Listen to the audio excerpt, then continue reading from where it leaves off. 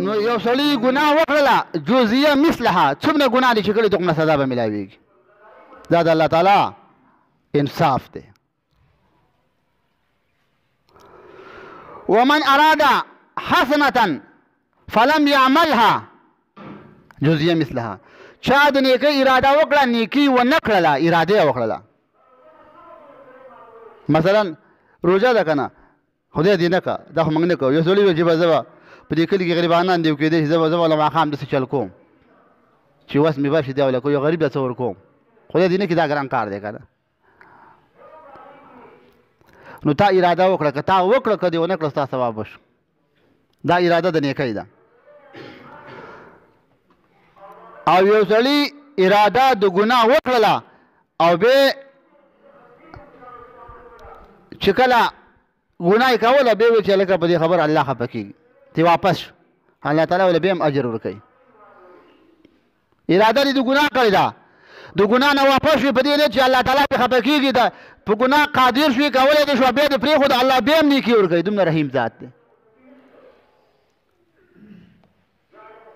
ځکه خو شاعر وایي رحمت حق بهانه می جوید رحمت حق بهانه می جوید. د الله تعالی رحم دا پیسې میسې نه غواړي د الله تعالی رحم بانه غواړي بانې دې لګوري. نو اراده د ګناه دې وکړله د الله د یېرې دې واپس شولې الله بیا هم نیکي درکوي. ګناه دې وکړله دومره به درکوي څومره چې ګناه کړې ده. او اراده د نیکۍ دې وکړله څومره اراده دې چې کړې غټه ده وړه ده په تا پورې تعلق لري الله به دومره نیکۍ درکوي.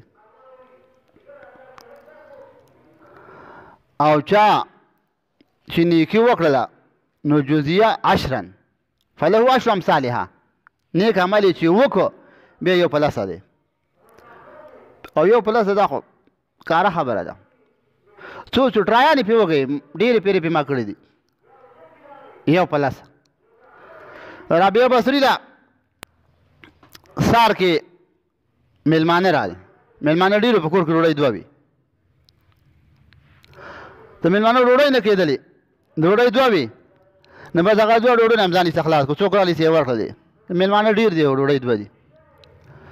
څوک رالي ډوډۍ وسوي نوکر یې ته ویل وروځه چې ورو ته ویل څه شی دی ویل څو د ډوډۍ سره ویل څو دي ویل اتلس ویل دا زما نه دي هېڅ یې وشړله.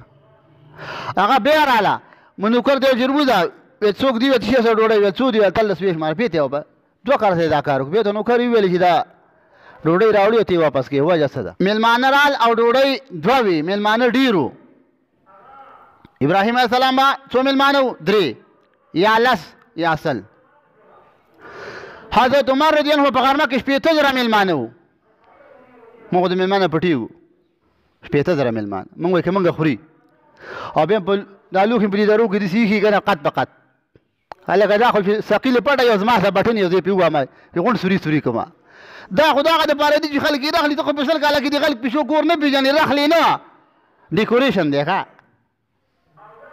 دا د ښځو یو بېل هغه ده یو بېل قانون دی د کتلو دپاره. کتابونه لیکي که کور دې جوړ کړو جامې دې واغوستې ګاډی دې پیدا کړو په دې نیت چې خلک پرې ما ته ښه سړی وایي هغه وخته پورې به د الله خفه شي دا شی دې لرې کړی نه دا مرداره. که هغه کور دی که هغه ګاډی دی که هغه جامې دي که هغه لوښي دي نیت دې غلط دی. نو هغه نوکر یې ورته وویل چې دا ښځه ځي او راځي او دا اتلس ډوډۍ دي ویل داسې خبره ده دا اتلس ډوډۍ زما په کتاب کې نشته مېلمانه مې ډېرو ډوډۍ را سره دوی په کور کې د الله په نامه مې واخللې زه د الله نه 100 ډوډۍ غواړم د الله په قانون کې اتلس نشته. ویل خبره خو دې ښایي ده. نوکر یې ورته ویلې ویل دا ډوډۍ چې که نه مال الله راغلې زه د ډېرو ورځې وکړم یو دوه دې ما خوړلې دي ویل مخکې به دې ویلې به نیکبخت